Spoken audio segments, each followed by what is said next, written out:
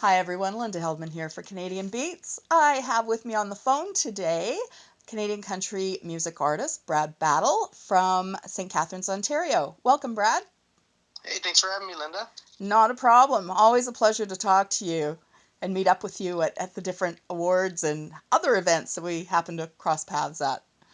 Yeah, it is always usually a lot of laughs, and I believe you told me in the past I am one of the best huggers around. So. Oh, absolutely. Absolutely. I love hugs from you. I love hugs from anybody, but some people give better hugs than others. So I think I could teach a hugging course, how to give a good hug. I think maybe that's a new side venture for us. There you go. Well, there's such empowerment in hugs. Sure. There's I think it's I think it's one of the best forms of sharing a moment, expressing how you feel about somebody. More than giving them a kiss or a handshake is. There's something about a nice big bear hug. Mm-hmm. Absolutely. I think you can tell a lot about a person by the way they hug. Sure. Yeah. How much they, how much passion they have, how much they care about the other people that are around them, for sure. Yeah. Yeah. So we're talking to you today. The CMAO Awards are coming up in June in London, Ontario, and nominations are now open for the award categories, and you are up for consideration in 5 of those categories. Yeah, I'm hoping to be considered.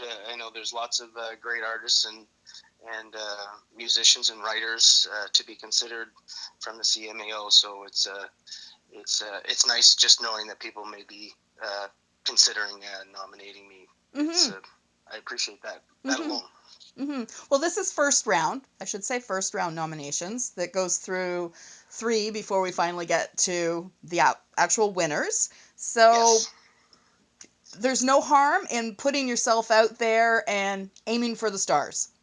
Yeah, I mean, throw a bunch of spaghetti against the wall and see if any sticks. And like I said, I'm a big supporter of the CMAO, and I think all of the artists that are a part of that, we've benefited so much from what they do, and I think the awards is just another way to kind of lift each other up and recognize each other. So I'm looking forward to it. Mm-hmm. Mm-hmm. They are a wonderful organization, and I have connected with so many industry and musicians through the CMAO, and I can't say enough nice things about them. They're a fantastic organization. Yeah, it's one of those. I remember the first time I got to showcase at a CMAO conference, and it's just it's opened me up to a whole new country music family that I could lean on for support, ask questions, sometimes support other artists if they have questions or frustrations. So it's just a good support system. Mm-hmm. Mm-hmm. Absolutely. So some of the categories, or the categories that you are up for consideration, is Male Artist of the Year. Yes. There's some tough competition in that one. Yeah, there's so much great competition in that one. I mean, my good friend Tim Hicks has been dominating a bunch of those categories Mm-hmm. Mm-hmm. for good reason. And, yes. My expectations are realistic, and again, I'm just trying to use it as a vehicle to make people more aware about exactly about me and the music that I'm doing. Yes, yes. Speaking of Tim, do you see him a lot since you're in the same neck of the woods? Sometimes, I mean, he's so busy. I mean, there's such a demand for him to play live. I think he's got some fans that are just, they just want to see him as much as possible, and he's one of those guys where it's not like you can see him too many times. Mm-hmm. So when he's home, we try and get the kids together and make. I think his wife Amanda made homemade pasta. The last time we had dinner there, it was probably the best pasta dinner I've had in my life. Nice. I never had homemade pasta before. So yeah, when he's home, we do try to get together sometimes, but he is quite busy. I think you two should talk, and you can just be a regular opener for him whenever he tours. You know what? I think for my style of the music that I play, Tim's audience is probably they may not be as responsive to my love songs as with he's got that real kind of rockin' upbeat, yes. Lots of energy in his music, and I think I'm like I said, I love what he's doing, and he's doing his thing, and it's great to have him as an inside support to ask questions and get advice from, which I do often. So you're saying you're the softer side of country music? Yeah, I like upbeat songs too, but man, I love writing love songs, and I love the songs that evoke an emotion. Songs that can bring you to tears and just make you. I guess I have so many songs that have connected a memory to music that I really enjoy doing that for other people. Trying to write a song that they can connect a memory to keep somebody's memory alive, or just to keep an amazing moment in their life close. Because as soon as you hear that song, the memory pops back in your head, and it's like you're there again. So that's what I enjoy the most about writing. Yes. Yep, I agree. And speaking of songs, your song Hung Up, which was released in 2016, those considerations is for Single of the Year, Music Video of the Year, and Songwriter of the Year. Yeah, Hung Up's been a great adventure, starting from when I got the chance to write and record with Dwayne Thompson. We love him. He's done lots of writing for Canadian country artists, and he was also in a band called Waves that did really well in Canada. So I got to write that song with him last year, and it's just been, it's opened up a bunch of doors for me as far as people exposing me to new writers, letting me get to write with new people, and he's a great, he co-wrote it and he produced the track, and it's a great song. It is. I was just checking numbers before we started talking today about the official video for Hung Up, and you posted it 4 months ago, and it's had over 6,000 views to date, which is really good. I mean, most of the time when I post a video of something, obviously it's something that I've done and recorded, I'm happy if 100 people watch it. So it's gotten a lot of shares, a lot of views. Tim Deegan directed that video, and man, he made me look like I knew what I was doing. It was a lot of fun. It was the first time I got a chance to be in a music video, and he kind of walked me through the process, and turned out I couldn't have been happier with the end result of the video. Well, it is a good video, and we will definitely put a link up to that for people to be able to see. So awesome. definitely, if you're listening to this interview, please click below and watch the video. You'll see what all the talk is about. And the last category for consideration for the 2017 CMAO Awards is Rising Star. Yeah, I think I've seen a lot of great Canadian artists start being recognized through the Rising Star. I think it's that first window into a bigger audience. You see people like Leah Daniels, who's gone through it, and we've just got so many great new young artists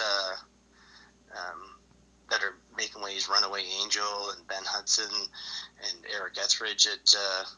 There's so many. I think it's going to be an amazing next couple of years for Canadian country music, especially from the artists out of Ontario. Absolutely. Oh, I love them all. You're all like my kids, and you know what? Everybody is so supportive of everybody. No, we're obviously we're kind of competing against each other, but you know, you run into any of those guys, and everybody's just willing to do whatever they can to help each other. So um, I love that it's competitive, but I love that it's like there's almost like there's no ego involved. It's just like a one wins, we all win. Yes. Which I think is amazing. You know, I remember talking to Jessica Mitchell when her working on whiskey kind of it blew up for her, and I said, you know, every time I hear that song, um, I almost feel like a little victory for myself because you know she's a true artist, true passion, and she's getting a chance to show everybody, which is you know what we all want as artists. And so I said, you know, every time I hear that song, I feel like it's just I take a little bit of that victory because it's like like that is somebody who deserves to be recognized. And yeah, so it's hopefully one day we'll get to have that conversation about me. Yes, I hope so too. Definitely. So Brad, we haven't talked about your background at all in music. How did this whole music career come to be? Well, yeah, from a young age I wanted to play guitar. I saw my neighbor playing guitar, and I told my parents that I wanted to learn. So they made me save my paper route money to buy my first guitar, and started getting put into band competitions at the music studio I was at, and you know there was nobody who could sing, including myself. So one person had to sing, so it ended up they made me. And I wanted to sing so bad. I remember my mom coming up and saying, "That's enough for today," like in the nicest way possible. But you know, you can only hear so much bad singing before you say we got to stop. And I kept working at it and working at it, and eventually started coming around. And I played in a band in Ontario for about 12 years. And then that kind of we hit a roadblock where we just didn't get any farther, and so we went our separate ways. And I got into a big depression about that, and kind of felt like maybe I was, you know, the reason the band didn't make it to the next level, and I dropped music completely. Wow. And there was, you know, a 4 or 5 year period where I didn't play guitar, I didn't do any gigs, I didn't, just wasn't a part of my life. And you know, a couple of years ago, my oldest daughter says, you know, she wants to be a teacher when she grows up, and can she be anything she wants to be? And of course, you tell your kids that they can be anything they want to be because that's what my parents told me. And obviously, you want the best for your kids. But she's like, so you could still play music if you wanted to. And I remember going to bed that night and just laying there feeling like, you know, I'm not doing right by my kids. I'm not leading them by example, which is something we should always be trying to do for our kids, I think, is show them the right way or the best way that you can do something. And so I said, I'm going to do it. And I booked a trip, went down to Nashville and started writing. And,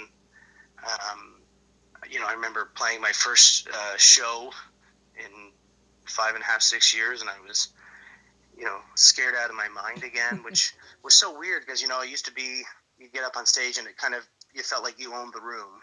And I didn't feel like that. So I had to, it took me a while to get that feeling back. And things have been kind of happening along. People have been recognizing the songwriting and wanting to write with me. And I just keep working hard to get as many opportunities as I can get. And here we are. Last year, had a song go to radio in Canada and got lots of support, especially in Ontario, but from stations across Canada. And, you know, as far as my kids are concerned, like, they think, you know, Dad has made it, which, you know, we're in a bubble here in St. Catharines, but just that I was able to teach them that lesson, like, they're seeing, yeah, Dad's working hard and he's doing it. And I've seen their creative side come out from this whole process. And, you know, they truly believe now that they can do anything they want to do if they work hard and they have passion. And I mean, if that's all that comes out of this whole experience, I mean, that is so worth it because I've taught them an invaluable lesson, I think. Absolutely. That is fantastic. You're a good dad, Brad.